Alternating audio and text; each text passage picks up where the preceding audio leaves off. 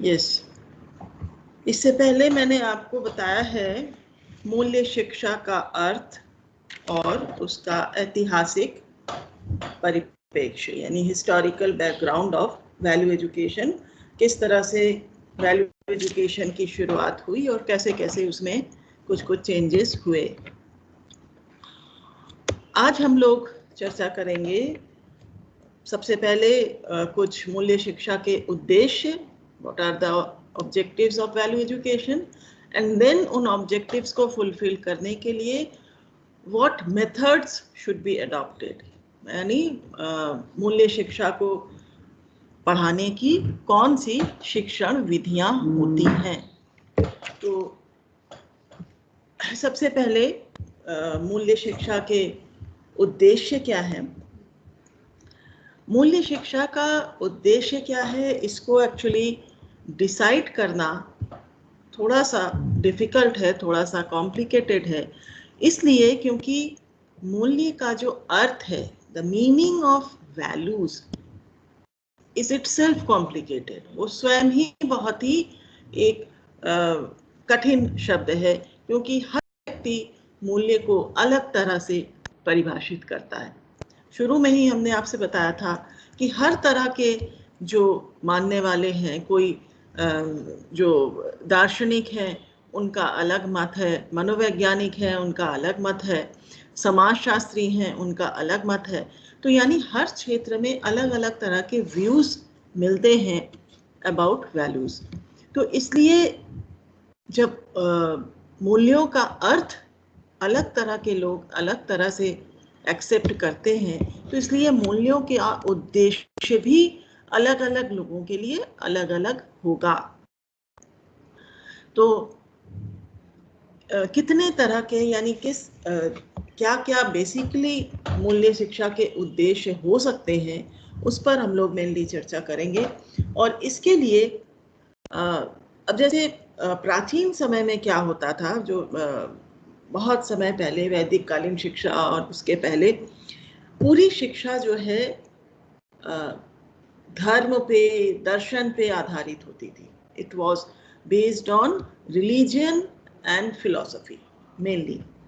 तो जब उस तरह की शिक्षा प्रणाली थी तो हमारा जो मूल्य था वो कैसा था, रिलीजियस वैल्यूज पे ज्यादा बल दिया जाता था, यानी धार्मिक मूल्यों पे बल दिया जाता था। लेकिन आज की जो वर्तमान स्थिति है, वर्तमान स्थिति में हम उन मूल्यों के आधार पे शिक्षा नहीं दे सकते। तो आज हमें डिसाइड करना है, आज हमें निर्धारित करना है कि आज की शिक्षा प्रणाली के क्या मूल्य होने चाहिए, कौन से मूल्यों की हमको छात्रों को शिक्षा देनी चाहिए जिससे कि वो एक अच्छे नागरिक बन सके। इसके लिए एक स्टडी हुई है जिसका नाम है, पहले इंग्लिश में हम बता देते हैं, joint study on moral education in Asian countries.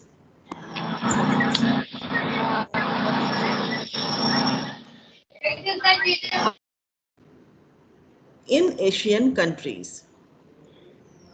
एशियाई देशों में नैतिक शिक्षा पर गठित संयुक्त अध्ययन दल।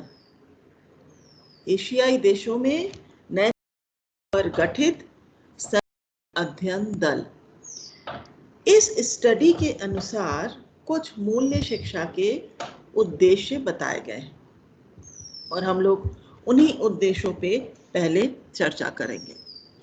सबसे पहला उद्देश्य इनके अनुसार है व्यक्तित्व का पूर्ण विकास, यानी वो विकास जिसमें शारीरिक, मानसिक, भावात्मक, आध्यात्मिक विकास सम्मिलित हो, यानी total development of personality which includes physical, mental, emotional and spiritual development. तो मूल्यों की शिक्षा इस तरह से दी जाए कि बच्चे का शारीरिक, मानसिक, भावात्मक और आध्यात्मिक हर क्षेत्र में विकास हो सके और एक टोटल पर्सनालिटी डेवलपमेंट उसकी हो सके। ये तो सबसे पहला मुख्य उद्देश्य कहा जाता है। दूसरा उद्देश्य है अच्छी आदतों के साथ उत्तरदायी और सहयोगपूर्ण नागरिकता के गुणों का विकास करना।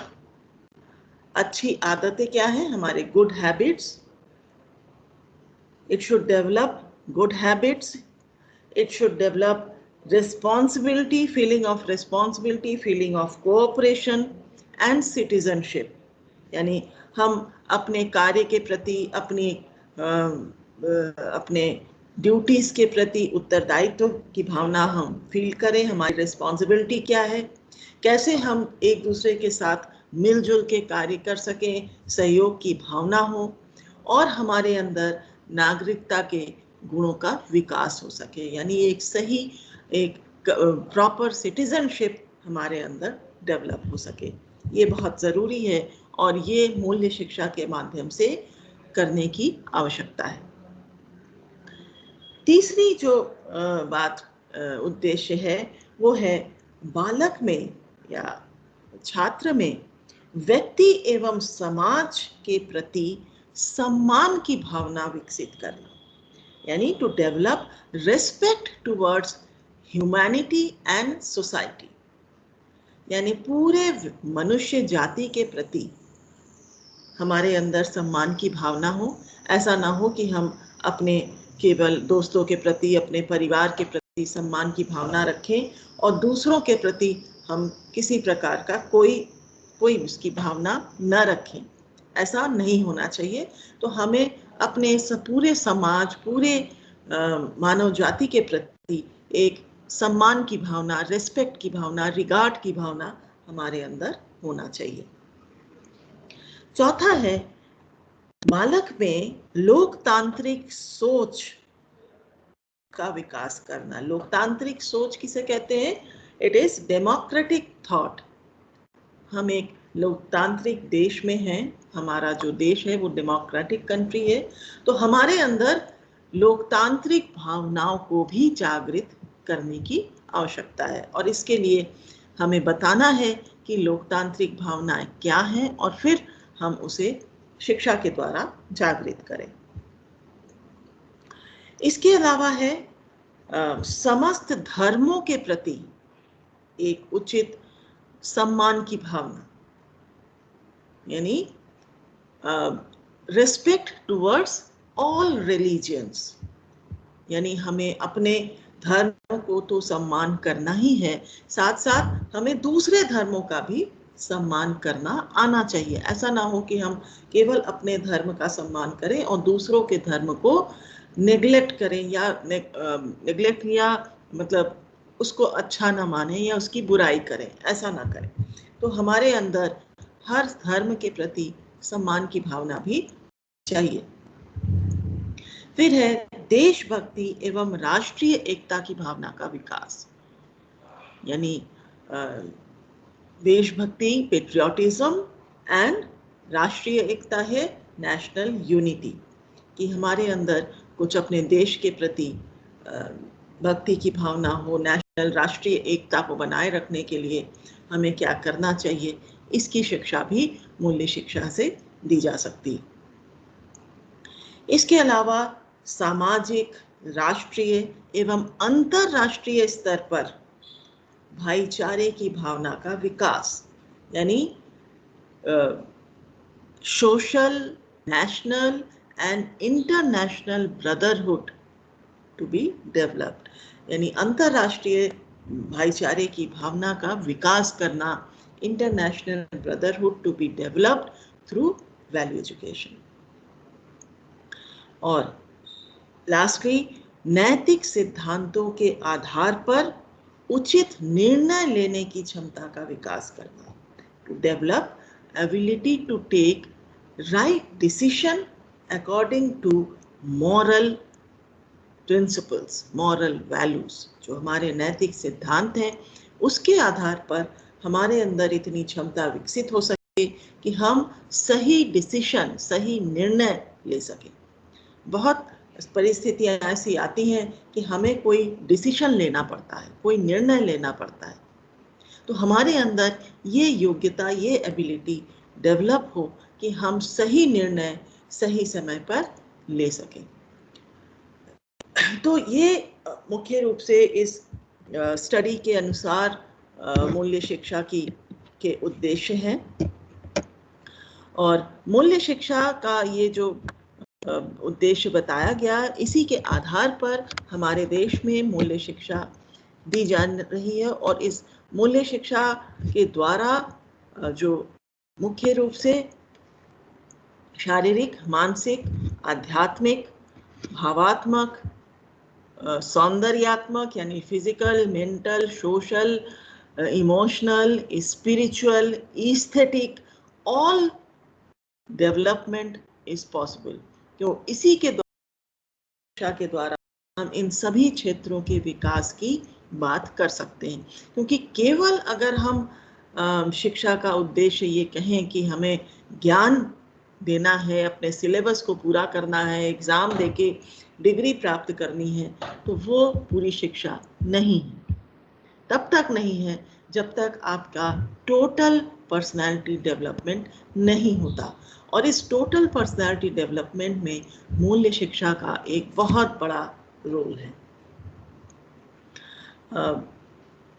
मूल्य शिक्षा आज की जो वर्तमान समय की जो मूल्य शिक्षा है, उसको उसमें ये भी ध्यान रखा जाता है कि हम एक जो हमारे प्राचीन, जो हमारे ट्रेडिशनल, हमारे जो वैल्यूज हैं, प्राचीन जो मूल्य हैं, और जो हमारे नवीन जो न्यू वैल्यूज हैं। प्राचीन मूल्यों का अर्थ ये है कि हमसे अगर एक जनरेशन, 2 जनरेशन पहले के जो लोग हैं, वो कुछ अन्य मूल्यों पे बल देते थे।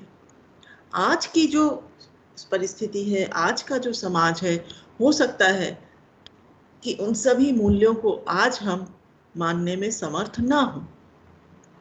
तो हमें एक ऐसी मूल्य शिक्षा देनी है जो कि इस ट्रेडिशनल एंड मॉडर्न दोनों में बैलेंस कर सके, जो कि यानी हम अपने ट्रेडिशनल वैल्यूज को ना भूलते हुए अपने मॉडर्न वैल्यूज को भी एक्सेप्ट कर सके।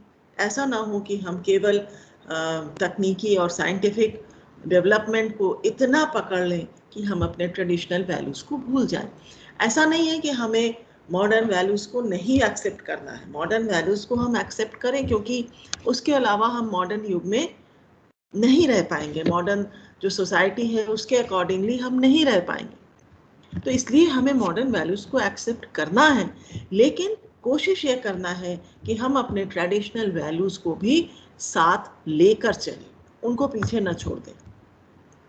तो एक प्रॉपर वैल्यू एजुकेशन वही है, एक सही मूल्य शिक्षा वही है जो कि हमारे प्राचीन मूल्यों को साथ में लेकर नवीन मूल्यों को हमें समझाए और दोनों में एक संतुलन रखे, एक प्रॉपर बैलेंस बना सके।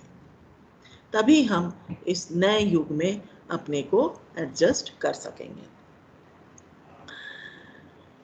ठीक है, अब हम लोग आते हैं कि इस उद्देश्य के साथ जो मूल्य शिक्षा विद्यालयों में दी जाती है, वो कौन सी विधियां हैं? What are the teaching methods of value education? जिस तरह से मूल्यों की शिक्षा के उद्देश्य बहुत से हैं, जिस तरह से मूल्यों के अर्थ बहुत से हैं, उसी तरह मूल्य शिक्षा के विधि भी, मेथड्स आर आल्सो डिफरेंट। बहुत तरह के विधियां हो सकती हैं मूल्य शिक्षा देने के लिए, खासकर हर आयु वर्ग के लिए, हर एज ग्रुप के लिए अलग अलग तरह की शिक्षण विधि, अलग अलग तरह के टीचिंग मेथड अपनाया जाता है। लेकिन ये जो टीचिंग मेथड्स हैं, इनको बेसिकली 3 तरह का मेथड बताया गया है। There are 3 major types of value education. First is direct method, यानी प्रत्यक्ष विधि। दूसरी है अप्रत्यक्ष विधि, इनडायरेक्ट मेथड। तीसरा है आकस्मिक विधि, या इंसिडेंटल मेथड। तो ये तीन जो मेन मेथड्स हैं, इनका प्रयोग मूल्य शिक्षा देने के लिए किया जाता है। तो सबसे पहली विधि हमने आपको बताई डायरेक्ट मेथड या प्रत्यक्ष विधि। प्रत्यक्ष विधि के अंतर्गत क्या होता है कि कक्षा में प्रत्यक्ष रूप से मूल्यों को पढ़ाया जाए, डायरेक्टली ये बताया जाए कि कौन कौन से मूल्य हमें मानने चाहिए, कितने तरह के वैल्यूज हो सकते हैं, वो कौन कौन से मूल्य हैं जिसे हमें अपने जीवन में लाना है, कैसे लाना है, यानी डायरेक्टली हम उनकी शिक्षा दे सकें। इस पर एक अच्छा डेफिनेशन है, आप लोग लिखना चाहें तो हम डिक्टेट करते हैं। ये है मैकनोन का, इंग्लिश हिंदी दोनों हम आपको बता देंगे, पहले हिंदी पर लिख लीजिए। मैकनोन की स्पेलिंग है MACKNOWN, मैकनोन। तो मैकनोन के अनुसार प्रत्यक्ष शिक्षण विधि को प्रत्यक्ष विधि इसलिए कहा जाता है क्योंकि इसमें विविध मूल्यों एवं सद्गुणों को सीधे तरीके से बताया एवं समझाया जाता है और नारा होता है ना, नारों, शपथों, वचनों आदि को कंठस्थ कराया जाता है। व्यक्ति के कार्यों का विश्लेषण किया जाता है। कहानी और निबंध लिखाए जाते हैं। इसका उद्देश्य चिंतन और विचार प्रक्रिया द्वारा विचारों में परिवर्तन लाना है। किसी का कुछ छूटा तो नहीं है? मैम फिर से बोल दीजिए। चलिए मैं रिपीट करती हूँ, लिख लीजिए। प्रत्यक्ष शिक्षण विधि को प्रत्यक्ष विधि इसलिए कहा जाता है क्योंकि इसमें विविध मूल्यों एवं सद्गुणों को सीधे तरीके से बताया एवं समझाया जाता है और नारों, शपथों, वचनों आदि को कंठस्थ कराया जाता है। व्यक्ति के कार्यों का विश्लेषण किया जाता है। कहानी और निबंध लिखाए जाते हैं।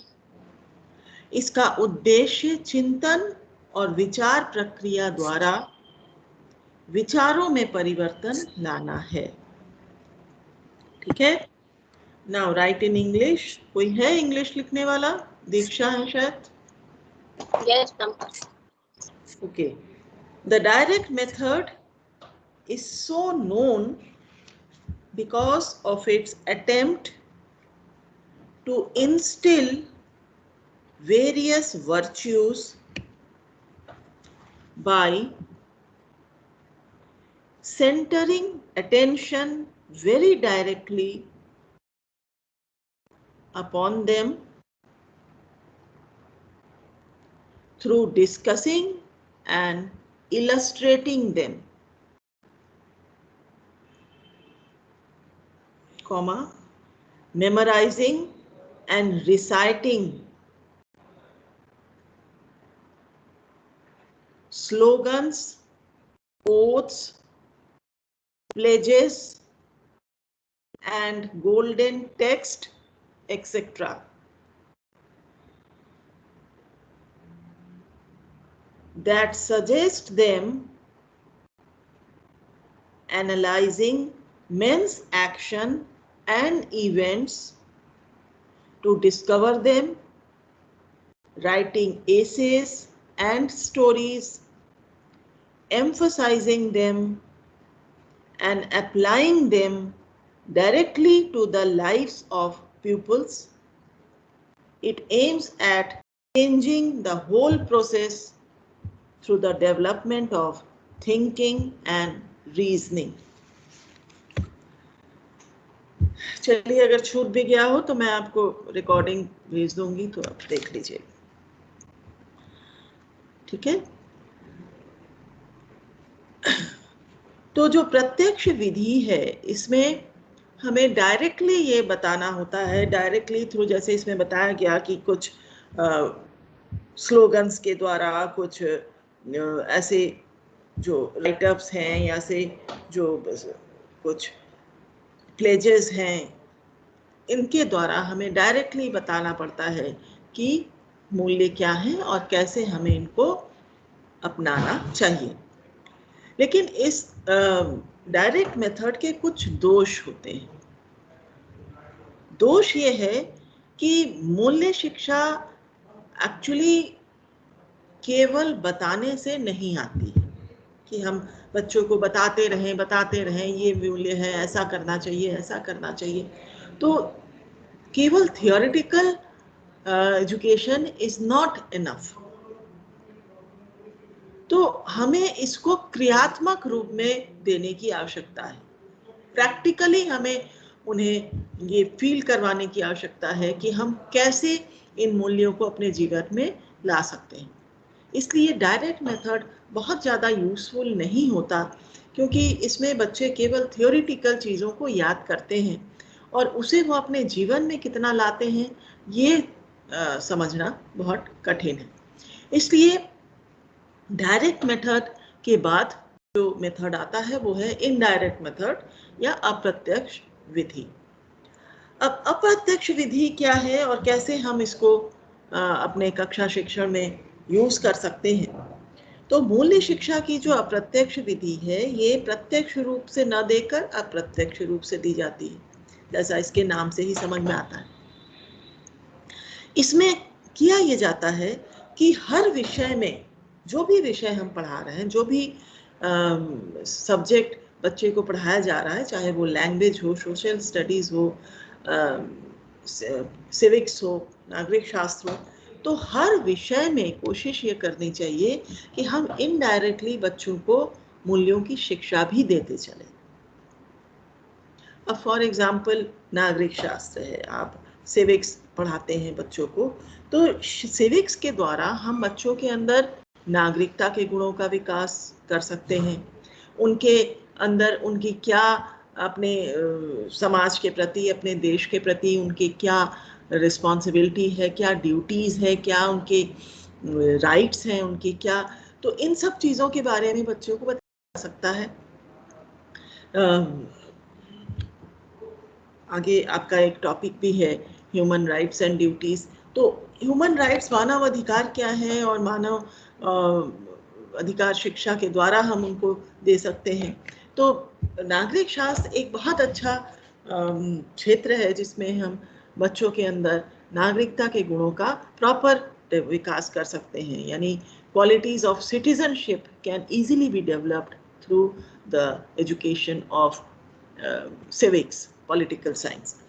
इसी तरह से सोशल स्टडीज़ में, सोशल स्टडीज़ जैसे जो भी आप स्कूल लेवल पे तो सोशल स्टडीज़ के नाम से पढ़ाया जाता है, तो सोशल स्टडीज़ में हम तरह तरह के, चाहे वो हिस्ट्री हो, हिस्टोरिकल पर्सपेक्टिव देखते हैं तो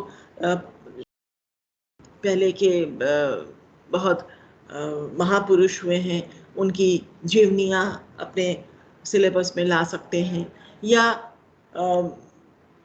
उन्होंने किस तरह के काम किए, या हमारे इतिहास में जो तरह तरह की चीज़ें, तरह तरह के जो डिस्क्रिप्शंस हैं, तरह तरह के जो इवेंट्स हैं, वो उनमें किस तरह के मूल्यों का प्रचलन था और उससे उस समय उसका उस पर क्या प्रभाव पड़ रहा था।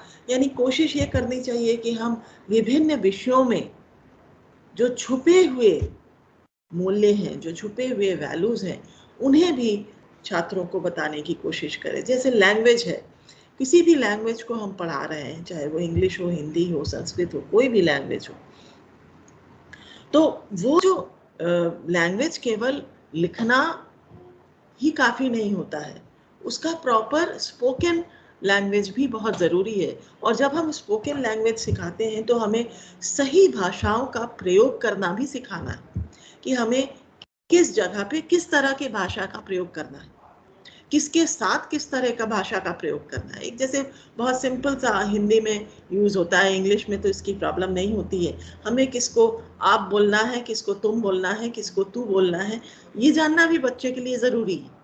इंग्लिश में तो इसकी प्रॉब्लम नहीं है, इंग्लिश में तो एवरीबॉडी इज यू, लेकिन हिंदी में इस तरह की चीजें होती हैं। तो जिस भाषा का जो कैरेक्टरिस्टिक है, जो उसकी विशेषता है, उसके आधार पर हम उसको बच्चे को उसकी शिक्षा दे सकते हैं। तो इनडायरेक्टली हम हर विषय के द्वारा कुछ ना कुछ बच्चे को वैल्यू एजुकेशन देने की कोशिश कर सकते हैं।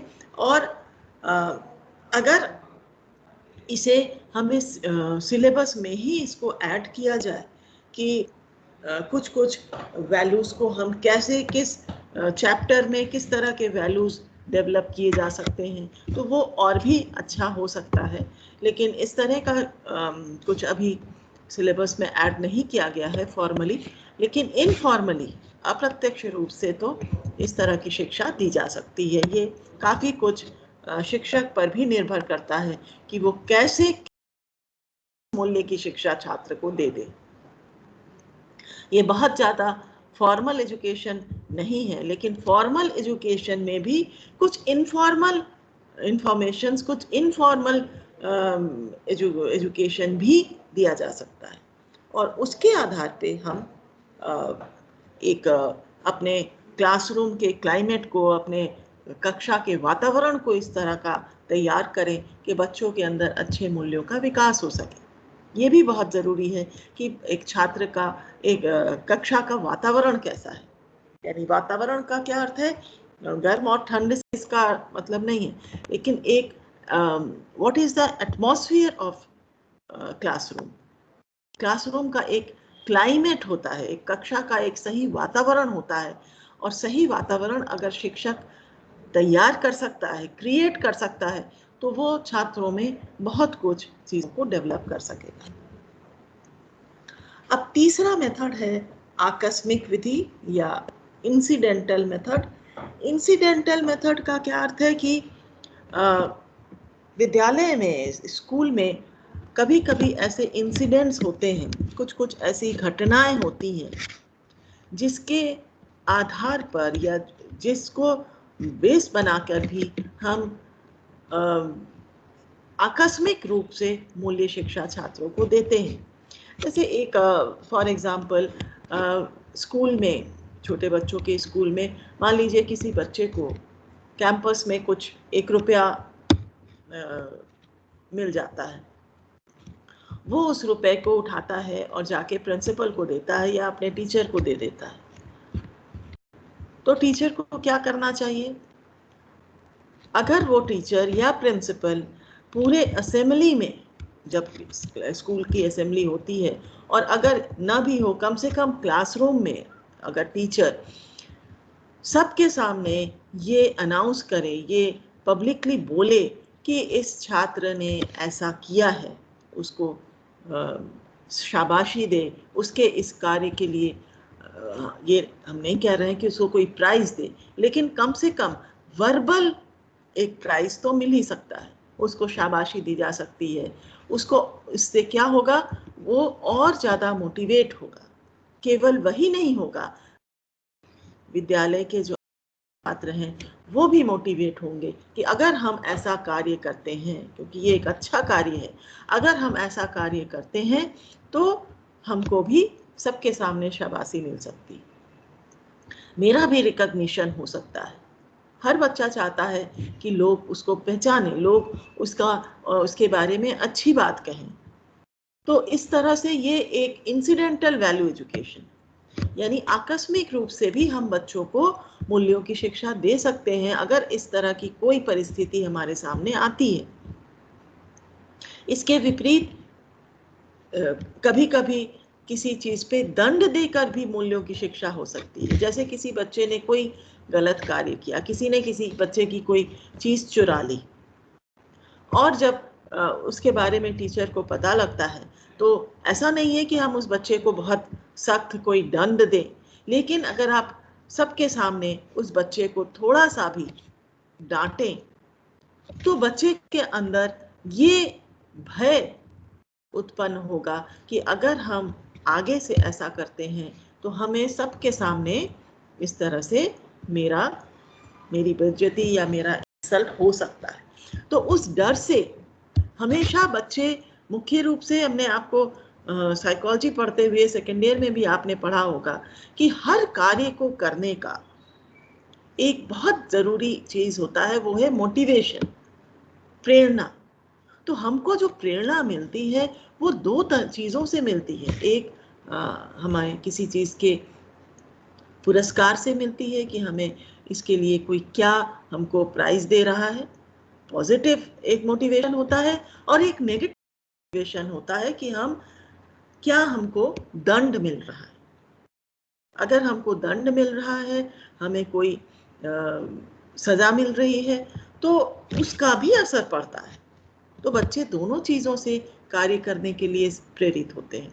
तो मूल्य शिक्षा में भी इसी फॉर्मूला को शिक्षक अपनाते हैं कि हम उनको मोटिवेट करें कि मूल्यों की शिक्षा उनको मिल सके, तरह तरह के मूल्यों को वो सीख सके, अपने जीवन में ला सके, अपने जीवन में उनका प्रयोग कर सके।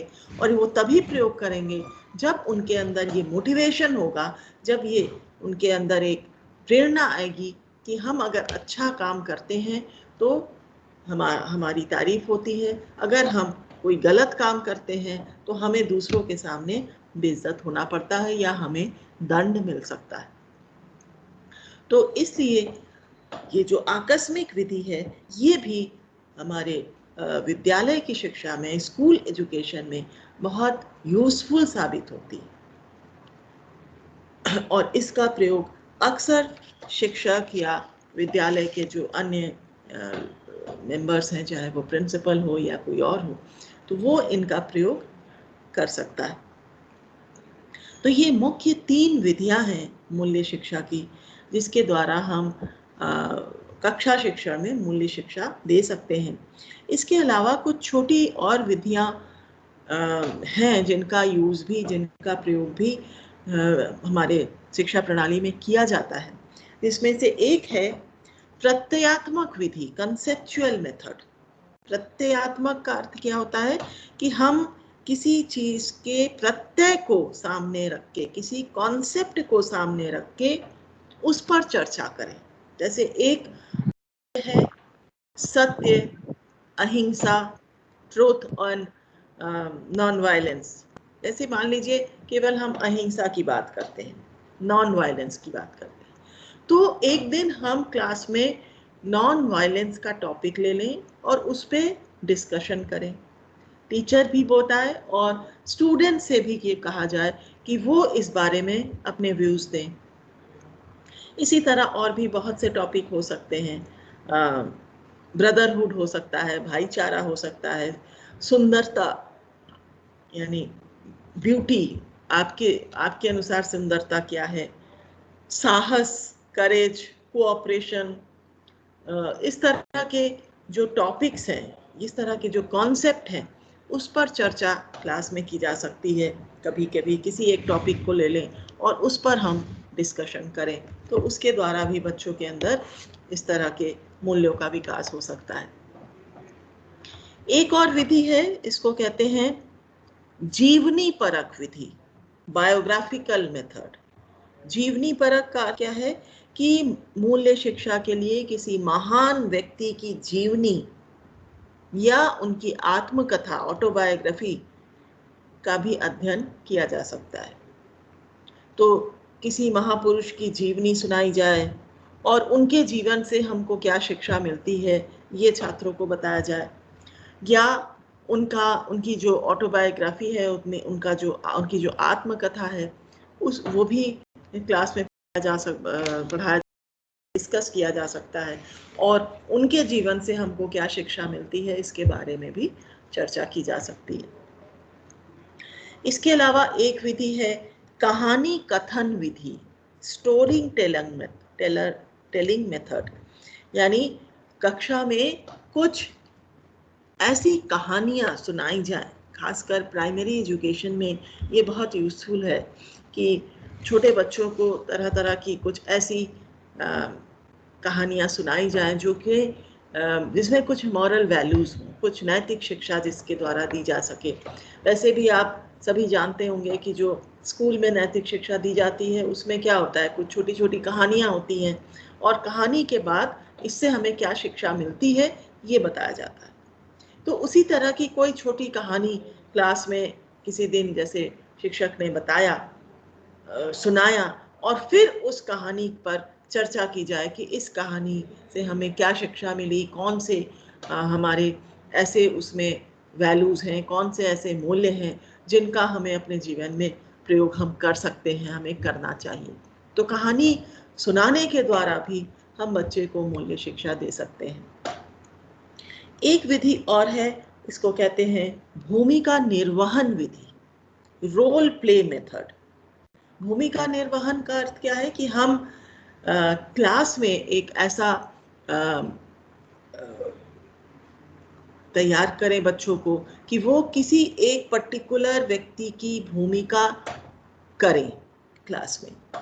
जैसे आपने एक कोई नाटक ले लिया या एक कोई कहानी ले ली, तो नाटक जब आप लेते हैं तो उस नाटक के किसी एक कैरेक्टर पर आपने उसके कुछ डायलॉग उसको दे दिए और उससे कहा कि आप इसके कैरेक्टर को करिए, रोल प्ले करिए।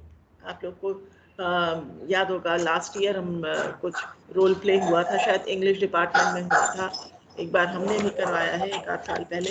तो रोल प्ले मेथड में क्या होता है कि हम जिस व्यक्ति का रोल प्ले कर रहे हैं उसके अकॉर्डिंगली हम यानी एक ड्रामा की तरह या एक एक्टिंग उसकी करते हैं।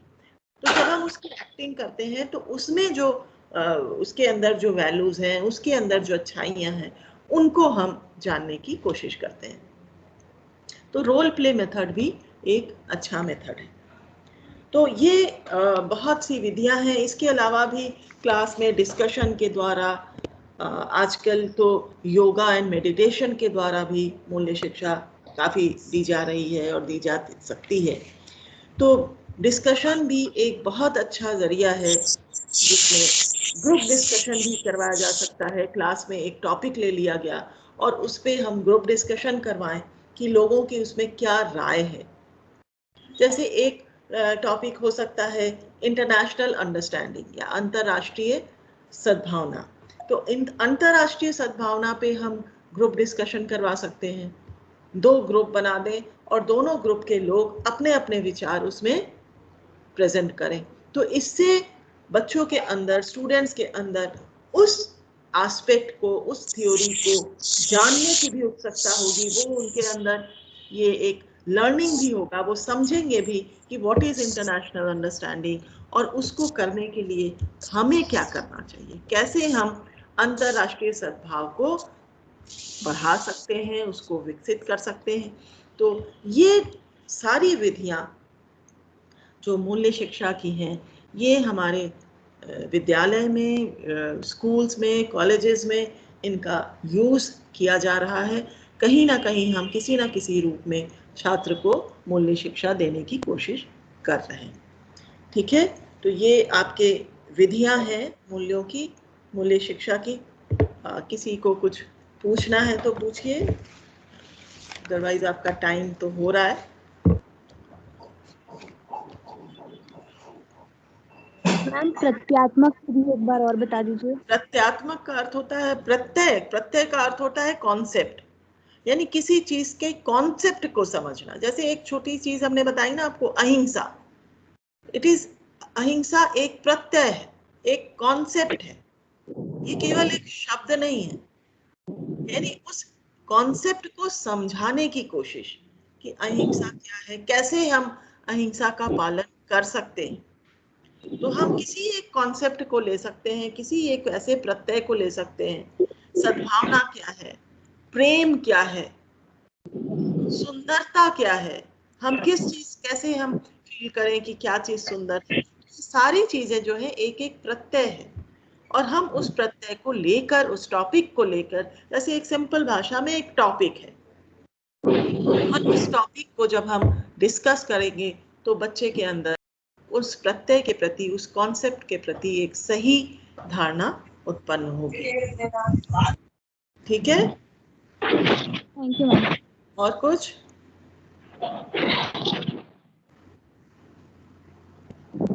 Excuse me ma'am. हाँ बताइए। मैम वो जो आप पढ़ा रही है मैम, उसको बस उतना ही लिखना होगा या फिर कहीं और से हम लोग को मैम सर्च करके एग्जाम में लिखना हो? आप कहीं से किसी एक किताब से तो आप लिखेंगे ही ना, पढ़ेंगे ही, यस तो उसके साथ हमारे आप नोट्स को ऐड कर लीजिए। किसी एक से तो आपको पढ़ना ही होगा, केवल आप नोट्स के आधार पे तो नहीं पढ़ सकते। Yes ma'am. मैम बुक मैंने ले ली है, वही प्रतिभा उपाध्याय वाले। ठीक है, प्रतिभा उपाध्याय में काफी कुछ दिया हुआ है, और जो चीज आपका मैच नहीं कर रहा है तो ऐसा नहीं है कि बिल्कुल अलग है एक्चुअली वही चीज। हो सकता है वहां पे कुछ अलग थोड़ा सा दिया हो और हमने कुछ अलग बताया, तो दोनों को ऐड करिए, दोनों में को बना के एक साथ करके तब आप पढ़िए। ठीक है, okay ma'am. Yes ma'am, thank you.